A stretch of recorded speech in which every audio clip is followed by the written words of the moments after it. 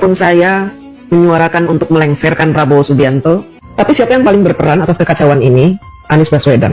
Oh, wong wedok utek isine taek ya kaya kene ku cuk jancuk. Kepingin nglengserno Prabowo, saiki menuduh Anies provokator demo. Cangkem nek gak tau sekolah kaya kene ku anak turune gerwani mbok ancuk kene ku. Jilbabmu ku copoten cuk jancuk.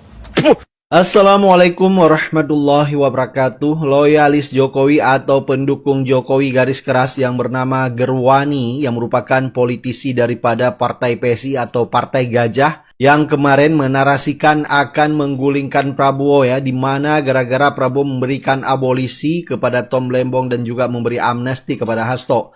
Nah, kali ini ya, Gerwani ini membuat framing jahat bahwa aksi demonstrasi pada tanggal 25 Agustus kemarin sampai tanggal 1 September. Dia memframing bahwa Anies Baswedan yang berperan dalam aksi tersebut. Jadi sepertinya kalau kita lihat ya, pendukung atau loyalis Jokowi ini sudah mulai ketar-ketir, di mana dia membuat framing terhadap Anies Baswedan, padahal mereka sendiri bersama teman-temannya yang ingin menggulingkan dan melengsarkan Prabowo. Dan ini membuat netizen ya di sosial media marah terhadap pendukung Jokowi ini. Jadi sepertinya mereka ini sudah tidak bisa berkutik lagi. Tentunya masyarakat tahu ya, kemarin di saat aksi pada tanggal 25 Agustus 2025, yang narasinya ya waktu itu ingin membubarkan DPR, tetapi dimanfaatkan oleh mereka. Dan ini kemarin ada videonya dan sudah beredar di sosial media.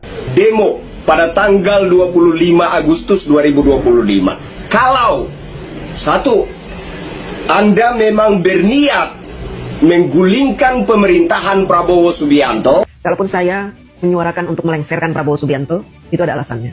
Karena Bapak Prabowo membela koruptor. Bahkan mantan BIN ya mengatakan aksi demonstrasi kemarin sengaja dimanfaatkan oleh geng Solo.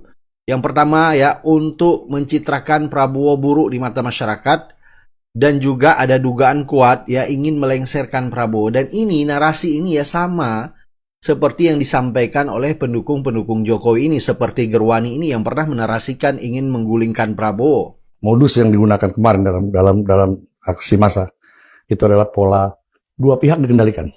Pelaku, pengaman, ini bisa di bawah satu kendali. Oh, ya. Bisa diulangi. Dua pihak dikendalikan. Pengaman maupun pelaku aksi berada dalam satu genggaman. Nah, ini cukup memerlukan energi dan logistik yang besar. Gitu. Oleh karenanya semua ini, kegiatan ini, ya kan, kegiatan apa semacam 3 in 1 ya. Ada pendana, ada pelaku, ada pengaman. Nah, ini membutuhkan biaya. Dan saya mendapatkan informasi yang sangat dipercaya bahwa ini tidak lepas juga dari sakit hatinya para koruptor, khususnya kasus Pertamina yang hari ini masih DPO gitu ya. Nah, ini menginginkan situasi di negeri ini chaos. Orang ini terkait kasus Pertamina, orang ini DPO. Ya. Apakah orang ini adalah Riza Halid maksudnya? Betul. Riza Halid punya dendam pribadi, dendam politik ya terhadap pemimpin Indonesia sekarang, Prabowo. Oleh karenanya maka dia. Bukankah dulu Pak Prabowo dalam tanda petik berada dalam Pak Riza Halid dulu menjadi pendukung Pak Prabowo di 2014? Betul. Tapi apa yang terjadi pada saat itu? Riza Halid melakukan kebohongan. Dia tidak store dana yang dijanjikan kepada kubu Prabowo dalam rangka pemilu. Iya, betul. Itu fakta. Jadi yang sebetulnya yang dendam itu siapa? Apakah Pak Riza Halid atau Pak Prabowo yang dibodohin gitu Pak? Awalnya Prabowo dendam, tapi setelah kejadian ini Riza Halid juga dendam sama Prabowo. Dan satu hal lagi kan, ada kegiatan-kegiatan Hasim yang dijegal untuk di Pertamina. Seperti pada waktu itu terjadi Hasim membawa seorang investor perminyakan dari Rusia. Akhirnya dijegal sama Riza Halid. Jadi seperti itu situasinya.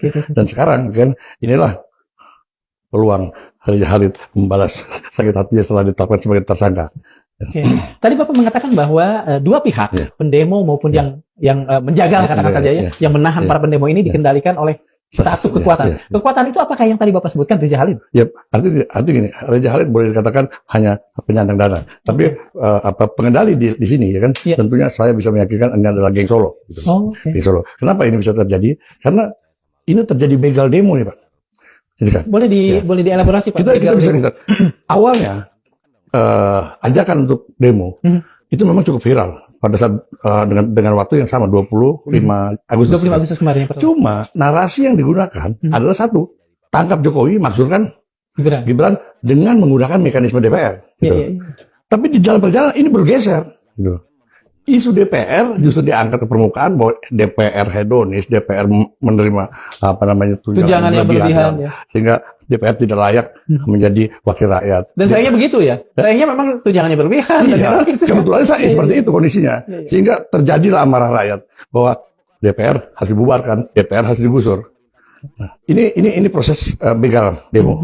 Nah, 25 kemarin itu adalah aksi demo ya, yang tadi dari berbagai entitas yang latar belakang. Nah ini juga jadi unik gitu loh, demo kali di mana-mana demo selalu satu entitas, agak guru gitu ya. Ini bermacam latar belakang. Nah inilah sesungguhnya demo yang bukan original demo. Jadi ini demo yang sudah dibajak nih, sudah dibegal kan. Tapi kelihatannya juga tidak terlalu berhasil. Oke Pak, kalau misalnya tadi Bapak mengatakan bahwa demonstrasi itu selalu satu entitas. Kalau buru-buru, kalau misalnya orang yang dirugikan karena kasus tertentu mereka. Gitu. Tapi bukankah soal kesulitan hidup itu dirasakan semua, Pak? Semua entitas. Betul. Cuma kan sekarang persoalannya kan narasinya ya.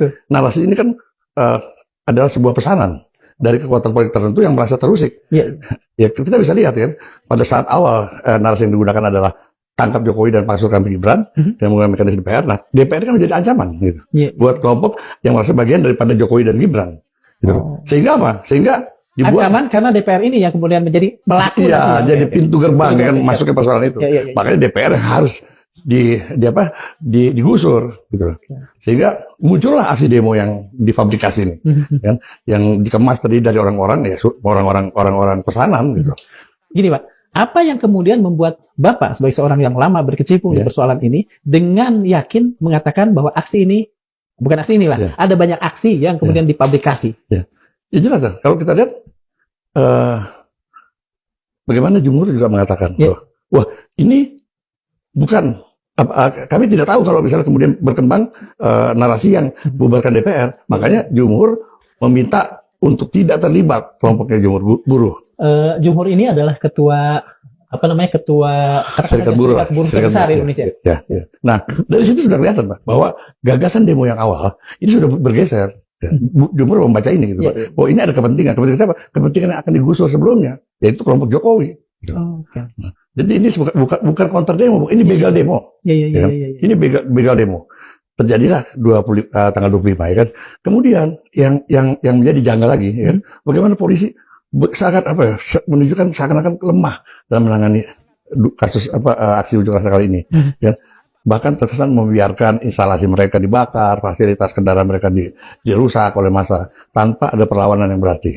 Nah, artinya apa? Ya kan? Ini kan polisi memberi ruang agar situasi ini menjadi chaos, gitu loh. Karena ada pengendalinya, Pak. Nah, malah Kaisang mengatakan ada upaya adu domba Prabowo dengan Jokowi di aksi demonstrasi kemarin. Justru yang kita lihat yang melakukan adu domba adalah kadernya sendiri seperti Gerwani. Dengan melakukan politik adu domba yang mengatakan bahwa Anies Baswedan lah dalang daripada aksi demo ini. Padahal Anies kemarin ya, hanya mendatangi yaitu keluarga Afan ya, di mana Afan menjadi korban aksi demonstrasi kemarin. Dan itu wajar semua kata masyarakat netizen karena beliau adalah mantan gubernur DKI Jakarta. Jadi beliau bolehlah memberi perhatian kepada Afan, keluarga Afan. Sebenarnya yang kita lihat ya, politik adu domba ini sengaja kader-kader PSI lontarkan ya di sosial media. Apalagi kemarin ada narasi menggulingkan Prabowo. Jadi yang justru melakukan politik adu domba adalah kader mereka sendiri. Tukang pisang, sadar gak sih lu kalau salah satu pelaku adu domba itu adalah kader lu sendiri dari Partai Gajah, si DJ Fana Sahara, yang dengan tegas baik di podcast maupun di medsos dia mengatakan lengserkan Prabowo dengan kekuatan full tanpa rem. Gue pengen tahu, lu bisa bersikap tegas gak dengan memecat si DJ Fana Sahara dari partai lu? Jika lu tidak memecat si DJ Fana Sahara, artinya ya mungkin memang sengaja ini permainan lu untuk mengkudeta Pak Prabowo. Karena kan RI 2-nya abang lu. Lu juga pernah ngomong kan di salah satu acara bahwa akan mengkudeta Pak Prabowo biar abang lu jadi RI 1. Tapi siapa yang paling berperan atas kekacauan ini? Anies Baswedan.